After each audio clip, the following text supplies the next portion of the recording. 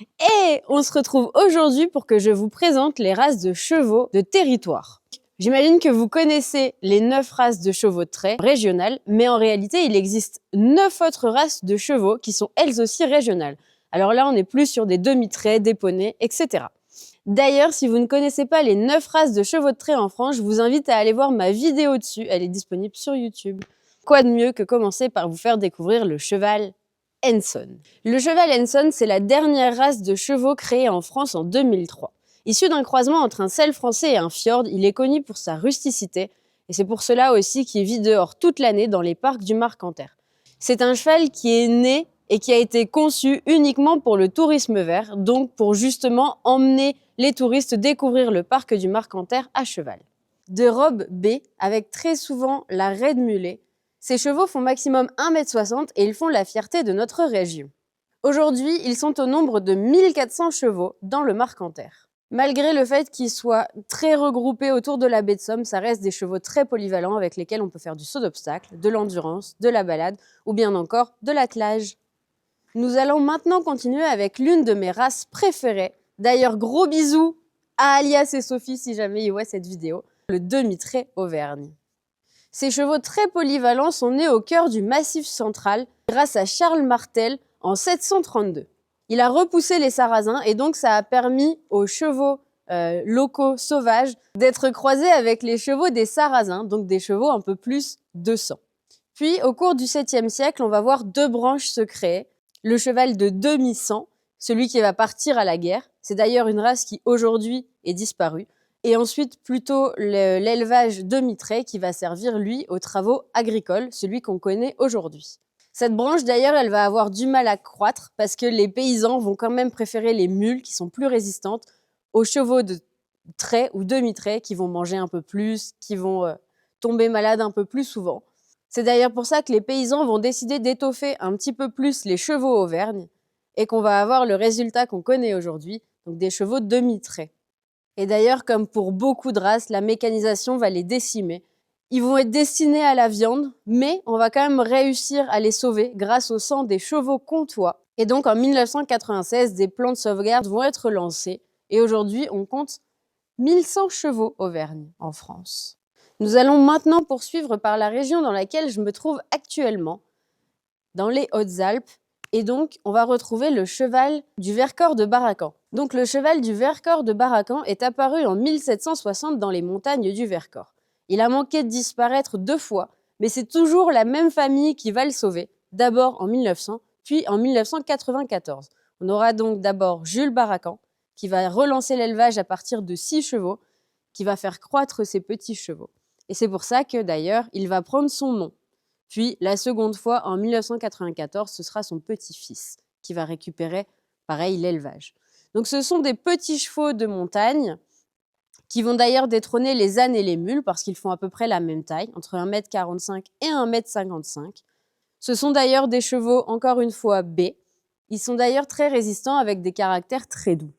Maintenant, on va découvrir l'une des races de chevaux les plus emblématiques de France, le cheval de Camargue. C'est l'une des races les plus anciennes au monde et d'ailleurs, aujourd'hui, son élevage est protégé. Les élevages doivent obligatoirement se faire en manade et donc ils vivent plus ou moins en semi-liberté. Ces chevaux gris d'1,35 m à 1,50 m sont connus pour leur polyvalence. En effet, leur milieu naturel au cœur des marécages lui a valu le surnom de cheval des mers. Apparu dès l'époque romaine, on voit déjà des gardiens de ces chevaux apparaître au Moyen-Âge. Cette race aura été peu à peu croisée, mais aujourd'hui elle est préservée depuis 1964. Leur spécificité est de naître souvent de couleur alezan, puis de devenir gris au fil des années. D'ailleurs, si vous vous souvenez peut-être ou si vous avez peut-être vu des photos de Kialar quand il était bébé, c'est exactement ce qui lui est arrivé. Il est né tout marron et il est devenu tout blanc. D'ailleurs, si vous voulez un repère pour la morphologie d'un Camargue, vous n'avez qu'à regarder Kialar. Vous pourrez à peu près correspondre, hormis le fait que les Camargues sont très souvent plus massifs, au moins de l'avant-main. Kialar est un tout petit peu trop fin pour être un Camargue. Maintenant, on va traverser la Méditerranée et je vais vous emmener découvrir le cheval corse. Alors le cheval corse, c'est encore une fois un petit cheval ultra rustique capable d'évoluer en montagne. Cette race, elle a été sauvée et elle se compose pour le moment d'un seul cheptel qui vit en liberté sur l'île. À la base, c'était des chevaux sauvages qui ont failli disparaître en 1930 à cause de l'expansion agricole. En fait, les agriculteurs voulaient récupérer les terres et donc ils ont diminué la portion de liberté où vivait le troupeau. On a tout de même essayé de leur laisser un peu d'espace pour qu'ils puissent vivre en totale autonomie jusqu'en 1980. Après quoi, une association s'est créée pour empêcher les bergers de récupérer les terres destinées aux chevaux. Aujourd'hui, cette association, elle laisse les chevaux évoluer en totale liberté, vivre leur vie, mais elle essaye quand même de contrôler et d'identifier les naissances. La majorité de ces individus-là sont baies ou noirs. Leur studbook va tout de même être créé en 2012, mais c'est un cheval uniquement d'éco-pâturage. On n'en fait rien d'autre, il est dans son cheptel à l'état sauvage et c'est très bien comme ça. On va arriver dans une de mes régions préférées, l'Ariège, et on va aller découvrir l'un des chevaux dont est issu Nalio. On va découvrir le cheval de Mérins.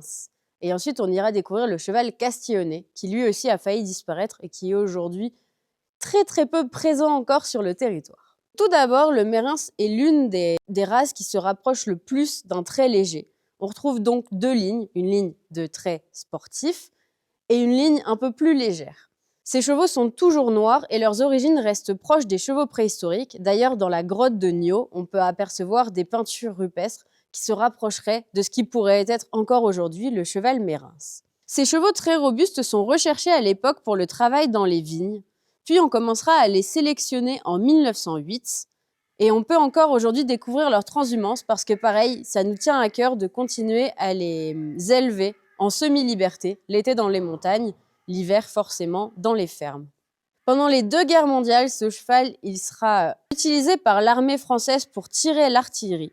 Et pour l'anecdote, ça va être les hippies qui vont arriver en Ariège en 1970, qui vont sauver la race, qui avait du coup failli disparaître à cause de la mécanisation et des 2 guerres mondiales. Le castillonnais, quant à lui, il est aussi similaire au Mérins, sauf qu'il n'est pas forcément noir, il peut être aussi bai.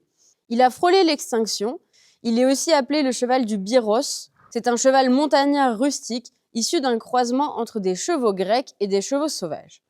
Il va connaître un franc succès à la Renaissance parce que le roi, à l'époque, avait un faible pour ce cheval.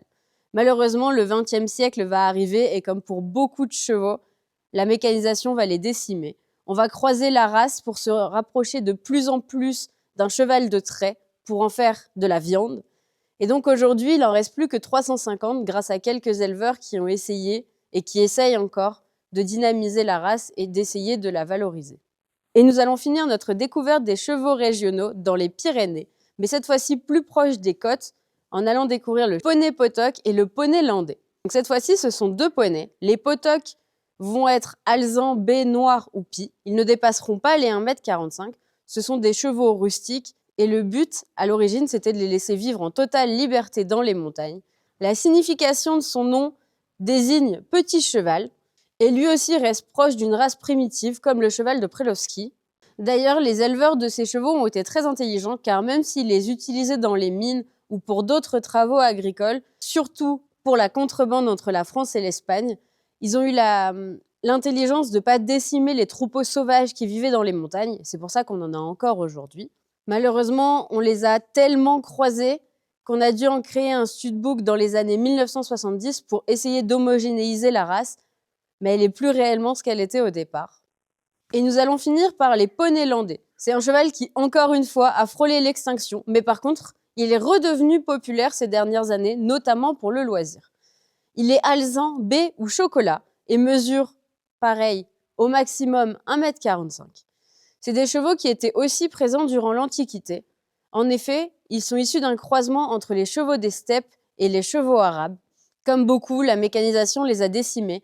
En 1970, on va tenter de les sauver, mais dans les années 2000, on va se rendre compte que la population qui nous reste est tellement consanguine que c'est devenu très compliqué. Mais aujourd'hui, comme je disais, la population remonte de plus en plus. Voilà, je vous ai présenté les 9 races de chevaux régionaux. J'espère que cette vidéo vous a plu.